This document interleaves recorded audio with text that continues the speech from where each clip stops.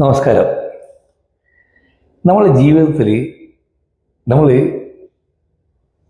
എല്ലാവരും ചിന്തിക്കുന്ന ഒരു പ്രധാനപ്പെട്ട ഒരു കാര്യമുണ്ട്. ആ ഒരു കാരണം കൊണ്ടാണ് മിക്കവാറും ആൾക്കാർ ജീവിതത്തിൽ രക്ഷപ്പെടാത്തത്. എന്താണെന്ന് വെച്ചാൽ, എന്ത് കാര്യത്തിലും മറ്റുള്ളവർ എന്ത് വിചാരിക്കും എന്നുള്ളതാണ് നമ്മുടെ പ്രധാന ചിന്ത, പ്രധാന പ്രശ്നം. ശരിക്കും ഈ ചിന്തയുടെ വല്ല ആവശ്യമുണ്ടോ? ഞാൻ ഈ ജോലി ചെയ്താൽ മറ്റുള്ളവരെന്ത് വിചാരിക്കും? എൻ്റെ കുടുംബത്തിൽ ഒരാരും ഇങ്ങനത്തെ ജോലിയൊന്നും ചെയ്യുന്നില്ല, അവരെന്ത് വിചാരിക്കും?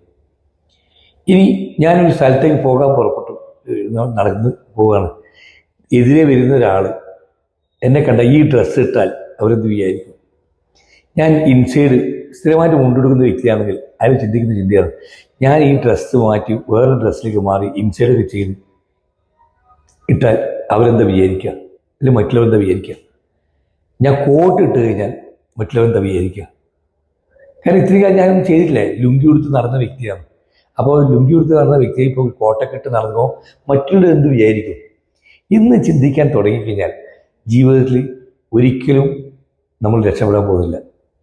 യഥാർത്ഥത്തിൽ നിങ്ങൾ ചിന്തിച്ച് നോക്കിയിട്ടെ, മറ്റുള്ളവർ എന്തെങ്കിലും വിചാരിക്കുന്നുണ്ടോ നമ്മളെക്കുറിച്ച്?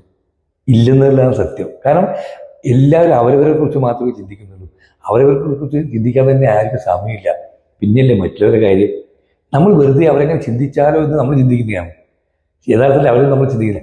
നമ്മൾ ചിന്തിച്ചു നോക്കി, നമ്മൾ എത്ര ആളെ കുറിച്ച് ഇങ്ങനെ ചിന്തിക്കുന്നുണ്ട്? മറ്റുള്ളവരെ കുറിച്ച് നമ്മൾ ചിന്തിക്കുന്നുണ്ടോ? നമ്മൾ ചിന്തിക്കുന്നില്ല. ഒന്ന് ആലോചിച്ച് നോക്കിയിട്ടെ, ഇല്ല, യഥാർത്ഥത്തിൽ ചിന്തിക്കില്ല. വളരെ ഇനി മറ്റുള്ളവർ ചിന്തിച്ചാൽ തന്നെ നമുക്കെന്താ പ്രശ്നം? നമുക്ക് ഒരു പ്രശ്നമില്ല. നമ്മൾ ആ ചിന്തിക്കുന്നതാണ് പ്രശ്നം. മറ്റുള്ളവർ എന്ത് വിചാരിച്ചാലും നമുക്കൊരു പ്രശ്നമില്ല എന്ന് ചിന്തിക്കുക.